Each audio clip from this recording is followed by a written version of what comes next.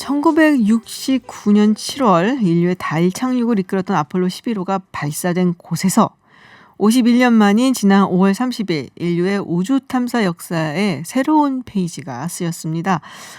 유인 우주선으로는 9번째, 그리고 최초의 민간 유인 우주선인 크루 드래곤이 발사가 됐고요. 또 국제 우주 정거장과 도킹에 성공을 했는데요. 자, 우주 여행의 시대가 온 것인지 한번 이야기를 나눠보려고 합니다. 유만선 국립과천과학관 연구관과 함께 민간 유인 우주선 발사가 갖는 의미, 과연 어떤 것인지 한번 짚어보겠습니다. 어서 오세요. 예, 안녕하십니까. 네, 유튜브 TBS FM 들어오시면 보이는 라디오로도 함께 하실 수 있습니다. 먼저 이 소식 들으셨을 때 네. 어떠셨어요? 감흥이 저랑은 좀 다르셨을 것 같아서. 네. 예. 뭐 일단 일론 머스크가 뭔가 해냈구나. 네. 뭐 이런 느낌의 감격스러우면서도 네. 또 우리나라는 또 2013년에 나로 발사 네네. 하군 이래 유인 우주선 그러니까 우주선 발사 자체를 아직 못 하고 있잖아요. 네. 그래서 이제 그런 부분에서 뭐 마구마구 부러움 같이 마구마구 부러움. 몰려왔습니다. 예. 그렇군요. 자, 민간 유인 우주선 시대가 열렸다라는 얘기를 한단 말이에요. 근데 네. 여태까지는 사실 이런 우주선, 뭐 우주 항공 분야를 정부가 이끌고 갔죠. 네네. 돈이 너무 많이 들어서 사실은. 맞습니다. 네. 그리고 어떻게 보면 그 우주선 발사에 들어가는 말씀대로 돈이 상당히 많이 들어갔고 네네. 그다음에 우주 진출을 위한 목적도 있었지만 그다음에 초기에 미소 간의 어떤 네. 뭐 경쟁이라든지. 군사적인 경쟁 때문에 핵 개발이랑 동시에 맞아요. 탄도미사일 개발을 위해서 시작했던 거다 보니까 정부 주도로 아무래도 이루어지는 그런 경향이 되게 강했었고요. 예. 그럼 이게 민간이라고 한다면 민간 유인 우주선, 그럼 어떤 의미를 갖는 건가요? 말씀대로 민간에서 그걸 쐈다는 거는 경제적인 어떤 영향, 네. 그러니까 경제적인 이익을 고려할 수 있는 정도까지 그러니까 우주 기술이 다다랐다는 걸 의미하고 실제로 일론 머스크는 스페이스X라는 회사를 세워서 나사로부터 실제 그 일을 수주받은 거잖아요. 네. 예, 그리고 실제로 자기네들이 개발한 기술을 가지고 ISS라는 곳까지 도킹까지 성공시킨 거니까 물론 이제 아직 좀 남았습니다. 뭐 이제 거기서 우주인들이 2명이 거의 들어갔잖아요. 네. 근데 나사 돌아와야겠죠. 그렇죠. 예, 실패하면 큰일 나는 거고. 예, 그래서 아직까지 이게 성공한 프로젝트는 아니지만 이제 일단 도킹까지 이루어지는 과정을 봤을 때는 상당히 아주 스무스하게 도킹에 성공했고 자동으로. 그리고 이제 몇 달 정도 근무하다가 이제 다시 지구궤도 대기권으로 들어와서 스플래시 다운이라고 그러는데 이제 바다에 잘 찬방하고 빠지면 그러면 성공적인 어떤 프로젝트로 이제 남겠죠, 역사에. 그게 힘들다면서요. 예, 맞습니다. 이게 예전에 우리나라 최초 우주인인 이소연 박사님 있잖아요. 근데 이소연 박사님도 그 얘기를 하셨었는데 소유주를 타고 ISS에 갔다가 돌아오는 과정에서 이제 우주선 안에서 뭐 내부에 연기도 났었고 그랬었대요. 그래서 저희 우리나라 사람들 잘 모르는 부분들도 있는데 그리고 실제 목적한 것보다 수백 킬로미터 정도 떨어진 곳에 착륙해서 되게 고생했던 경험도 얘기했어서 다시 귀환하는 것까지도 계속 이제 저희가 지켜봐야 되지 않나 그렇게 생각은 듭니다. 그렇군요. 근데 아까도 잠시 말씀하셨는데 우주 항공 기술 같은 거 이건 뭐 우주선 만들고 쏘고 이런 게 사실은 이제 탄도미사일 관련이 있는 거잖아요. 있었죠, 처음에. 예. 그래서 이제 어떤 기술력 부분에 있어서 국가 기밀스러운 것이 아닐까라는 생각을 저는 했었거든요. 근데 이렇게 상업화되고 민간화되면은 이거 빠져나갈 수도 있는 거 아니에요? 그러니까 그런 의미에서 미국이 지금 그 민간 쪽에 그 로켓 기술을 어느 정도 양열을 일부 하고 나사를 통해서 그리고 그 민간의 이 아마존도 같이 참여하고 있거든요. 이런 다양한 회사들이 민간 회사들이. 근데 어떻게 보면 그런 면에서 미국이 우주 기술에 대한 어떤 자신감을 갖다가 따라오려면 따라와봐 뭐 이건가요? 네, 저는 그렇게 생각을 합니다. 그렇군요. 자, 근데 그게 저는 되게 재밌었어요. 아폴로 11호가 발사된 곳에서 이제 이번에 다시 51년 만에 한 거잖아요. 그런 얘기들을 하더라고요. 미국이 그동안 뭐 유인 우주선 이거에 좀 약간 관심박 이랬었는데 다시 돌아오고 있는 거다. 왜 그런 건 맞나요? 예, 저도 뭐 그런 부분이 결국은 나사는 정부기관이다 보니까 이제 예산 효율성이나 이런 것들이 우리나라도 마찬가지죠. 국책연구소들이나 이런 것들이 아무래도 국민 세금으로 돌아가는 곳이다 보니까 이제 그런 여론이나 이런 거에 따라서 예산이 많아졌다 적어졌다를 반복하는데 참고로 나사 같은 경우는 2011년에 그 스페이스 셔틀을 활용해서 유인 프로그램을 진행하다가 마지막으로 2011년에 종료된 후에 네. 국제우주정거장 방문은 러시아에다가 위탁을 했습니다. 러시아에다 위탁을 해요? 러시아의 소유주 그때 사이 좋았나? 뭐 당시에 2011년에 사이가 나쁘진 않았죠. 네. 근데 지금보다는. 네. 그래서 계속 실어 나르다가 네. 그 사이에 가만히 미국이 있었던 게 아니라 방금 이제 말씀 주신 대로 그 민간 사업화 시키는 민간 산업 육성시키는 쪽으로 전략을 바꾼 것 같아요. 그래서 스페이스 X라는 회사도 네. 유인 우주선 발사를 이번에 처음으로 성공은 했지만 그 사이에 무슨 일이 있었냐면 아마도 한 13년부터 나사로부터 그 물건을 나르는 특송 네네. 서비스죠. 네네네. ISS까지. 그거는 수주받아서 계속 실행을 했습니다. 사람을 태우진 않았지만 네. 물건 나르는 특송 네. 서비스. 맞습니다. 이건 계속 했었다. 네네네. 근데 그 얘기 있더라고요. 그러니까 사람을 태우는 유인 우주선 기술을 갖고 있는 나라는 얼마 없다. 네. 인공위성 쏘고 이런 나라들은 꽤 많지만 네네. 그게 이제 미국하고 러시아하고 중국이겠죠 아마. 그게 맞고요. 그 다음에 실은 유인과 물건의 차이는 네네. 결국은 사람은 그 안에서 뭔가 그 충격이나 이런 거를 느끼는 존재니까 네. 생명체니까 이제 그 내부에서의 로켓 내부에서의 진동 정도나 그 다음에 뭐 가속할 때 그 받게 되는 중력 가속도가 보통 중력에 뭐 5배, 6배 이렇게 올라가기 시작할 때 그런 압박감 뭐 이런 것들을 견딜 수 있게 아주 스무스하게 올라가는 그런 기술들이 필요한데 이제 그런 기술을 확보했다는 의미고. 그런데 기본적으로 로켓의 기본 원리에 있어서는 실은 뭐 물건을 나르든 사람을 나르든 탑 자체에서 그거는 큰 차이는 없다고 봐야 되고요. 일단 일론 머스크가 어떤 사람인지 좀 많은 분들이 아실 거예요. 사실은 아시겠지만은 잠깐 그래도 좀 짤막하게 설명을 해주신다면 요새 뭐 스캔들도 좀 있었고 해서 여러 가지로 시끄럽긴 했습니다만. 네. 그 앨런 머스크 같은 경우는 어릴 때부터 상당히 괴짜로 알려져 있었고요. 지금도 괴짜 같아요. 그죠. 커서도 괴짜. 괴짜들만 다 그거 하는가 봐요. 네. 리처드 브랜슨 같은 경우는 정말 괴짜를 넘어서는 인물이잖아요. 사실. 어떻게 보면 그게 미국의 매력이자 힘이 아닐까 또 싶기도 합니다. 그런 괴짜 같은 사람들이 우리나라로 치자면 어떤 그냥 따가 돼서 그냥 이렇게 어떤 뭐 패배자로 기록되질 않고 이제 역량이 있고 그다음에 독특한 생각을 가진 사람이 한테 결국은 기회가 주어지니까 이제 앨런 머스크 같은 경우는 어려서는 뭐 SF 같은 데 탐닉도 하고 그리고 대학에서도 재밌었던 게 경제학이랑 물리학을 같이 했어요. 그러니까 보통 경제학을 하면 문송합니다 이래야 되는데 물리학을 같이 했기 때문에 문송에서 벗어나신 거고. 그리고 이후에 이제 페이팔이라고 불리는 되게 인터넷 결제 서비스 관련된 회사를 통해서 그거를 판매하면서 저쪽 매각을 하면서 되게 큰 돈을 벌게 되고 그때부터 보통 돈 벌었으면은 이제 뭐 손을 떼고 조기 퇴직을 하든지 뭐 그렇게 살 수도 있었는데 그다음부터 오히려 새로운 도전들을 하는 거죠. 스페이스X를 먼저 만들었고요. 그다음에 저희가 너무 잘 알고 있는 전기차 회사인 테슬라. 그다음에 테슬라 자회사로 또 솔라시티라고 부르는 태양광 인프라스트럭처를 까는 그런 회사를 또 만들어내고요. 그러니까 별별 것들을 다 합니다. 그리고 뭐 보링 컴퍼니라고 해서 지하에 굴을 뚫어요. 근데 굴을 뚫는데 저희처럼 그 거대한 터널을 뚫는 게 아니라 일반적인 이제 어떤 차 한 대 정도가 통과할 수 있는 작은 지름의 땅굴을 파가지고요. 이 일론 머스크가 주장한 거는 교통 지옥을 약간 도로를 입체적으로 구성하면 그러면 교통 지옥을 피할 수 있지 않겠냐. 지하로 다니라고요? 맞습니다.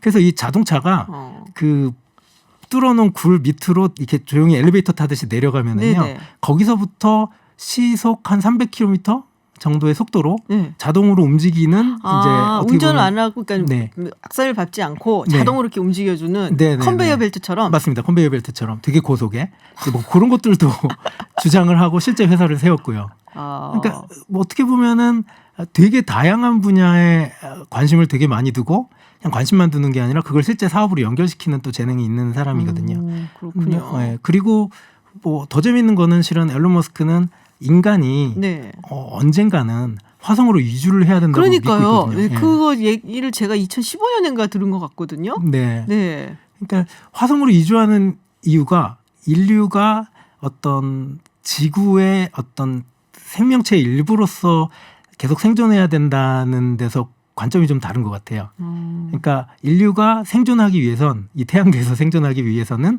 자연에서 어느 정도 벗어나서 예, 다행성종으로 진화해야 된다. 다양한 행성으로 진출해서 예, 식민지를 개척하고 그쪽에서 살아남아야 된다라고 주장을 하는데 예, 가장 매력적인 부분이 그 부분이라고 생각이 드는 게요. 가장 기괴하고 예, 제일 비현실적인 목표잖아요. 그렇죠. 예, 화성으로 사람들을 이주시키겠다는 게. 근데 그거를 실행하기 위해서 가장 현실적인 방법을 쓰고 있죠. 지금 민간 사업화 시켜가지고 경영적인 논리를 들이대서 돈을 벌잖아요. 전기차로 돈을 벌고 솔라시티로 돈을 벌고 뭐 예, 지금 스페이스X로 돈을 벌듯이 이제 그런 것들을 화성 이주하는데 필요한 기술들을 계속 축적하고 또 필요한 돈을 모으고 있는 거죠. 네. 그럼 최종 목표가 지금 화성 가는 거예요? 근데 항상 그렇게 얘기하고 있습니다. 일론 머스크는. 맷 데이먼 보니까 되게 힘들던데 사는 게 거기가 살 수 있을까요 지금? 어떻게 보세요? 그게 이루어질 수 있을까요? 아마 몇몇 과학자들은 심지어 미국에 있는 과학자들조차도 이게 되게 황당하고 예, 이루어질 수 없는 이제 미션이라고 지적하는 사람들도 있는데 이제 공학을 하는 입장에서는 예, 일론 머스크 꿈이 좀 이루어졌으면 좋겠다는 생각은 들고요. 잘 됐으면 좋겠다. 네네네. 그렇지만 힘들어 보인다. 예. 그렇군요.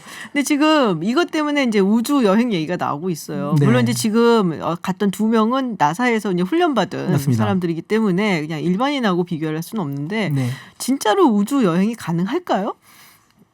언젠간 가능하리라고 생각을 합니다. 근데 언제?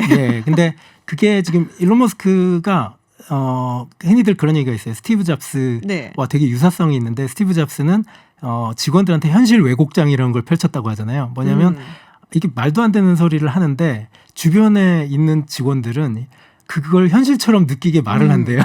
사기꾼들이 이제 그렇죠. 현실 왜곡장, 현실을 막 이렇게 왜곡하는 필드를 펼쳐서 주변 직원들을 믿게 만든다고 하는 얘기인데 일론 머스크도 비슷한 게 25년까지 화성 식민지화에 착수를 하겠다고 선언을 했고요. 근데 선언한 게 보통은 미뤄지더라고요, 많이. 그렇죠. 그리고 40년 이내로는 일정 정도의 제가 알기로 한 100명 정도의 사람은 그쪽에 상주할 수 있는 그런 구도를 만들겠다라고 선언을 했습니다. 본인부터 먼저 가서 살았으면 하는 생각이 드는데 보면 우주 여행은 어떻게 되는 거예요? 그러면은 그거는 이제 곧 갈 수 있는 건가요?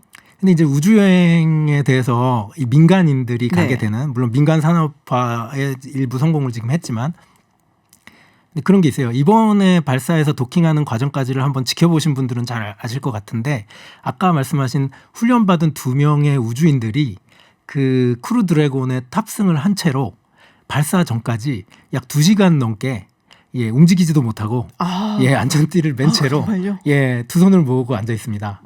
물론 좋아진 거는 뭐냐면 모든 발사 과정부터 도킹까지가 전자동으로 이루어졌고 인터페이스를 전반적으로 다 태블릿 터치 스크린으로 바꿨어요.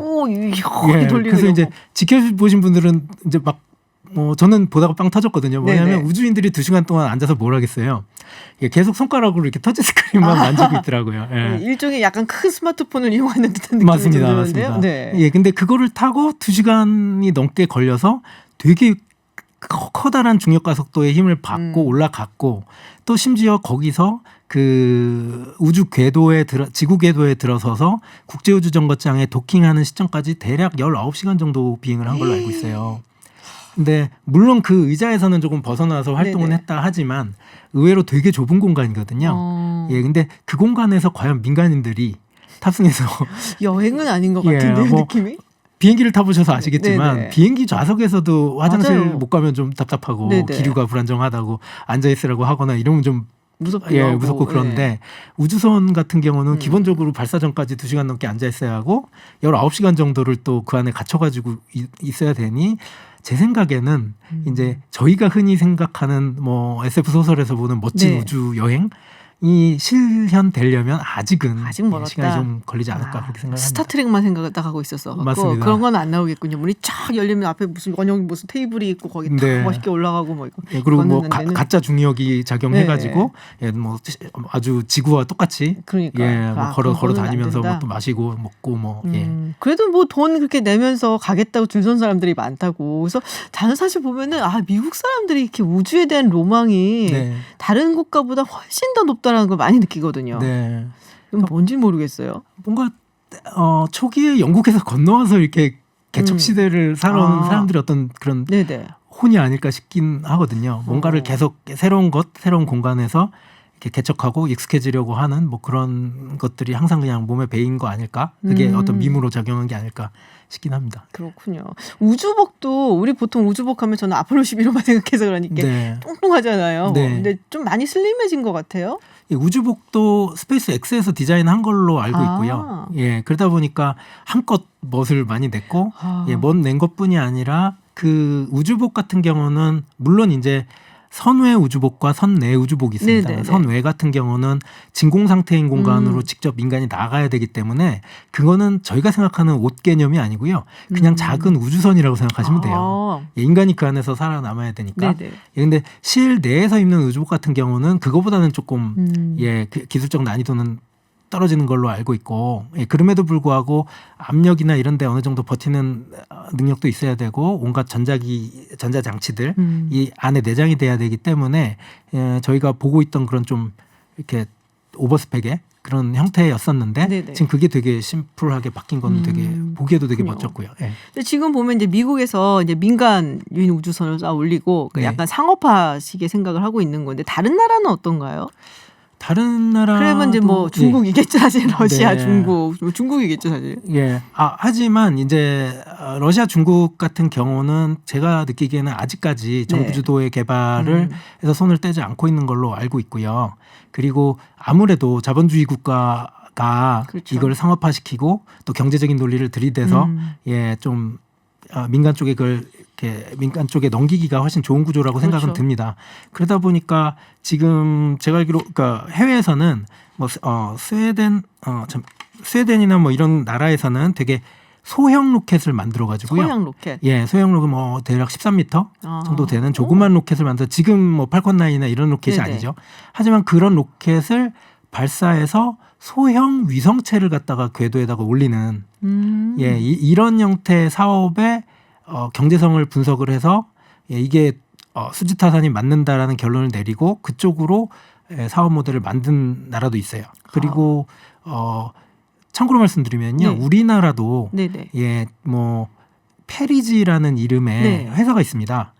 아마 제가 알기로 지금 그게 대전인가 세종 쪽에 회사가 있는 걸로 알고 있고요. 그 회사는 목표가 오히려 더 작은, 그러니까 약 8m 정도 크기의 훨씬 작은 초소형 로켓을 만들고 50kg 이하의 초소형 위성을 궤도에 올려주는 서비스를 하는 걸 목표로 삼고 있습니다. 근데 이렇게 됐을 때 장점은 뭐냐면 훨씬 저가의 로켓을 만들 수가 있어요. 예. 그리고 거기에 비해서 고가로 어떤 그 서비스를 제공해 줄 수 있기 때문에 일론 머스크가 얘기하는 어떤 큰 무게의 뭐 물체를 특송 서비스를 해주면서 큰 돈을 받는 것보다 작은 무게를 여러 번 날라주면서 돈을 버는 그런 모델로 지금 사업을 하고 있는 회사도 있습니다. 일종의 니치 마켓이네요. 맞습니다. 그렇군요. 그래서 모르는 사이에 굉장히 많은 국가가 우리도 포함을 해서 이제 우주 산업에 뛰어들고 있다. 뭐 예전에 그냥 뭐 인간을 우주로 보내서 뭐 이런 게 아니라 정말 이제는 상업적인 비즈니스 마인드로 접근을 하고 있다는 게 굉장히 새롭다라는 생각이 듭니다. 네. 괴짜 CEO 일론 머스크 이야기부터 해서 오늘 여러 가지 뭐 우주 여행, 우주 산업 이야기 나눠봤습니다. 지금까지 국립과천과학관 유만선 연구관이었습니다. 오늘 말씀 고맙습니다. 네, 감사합니다.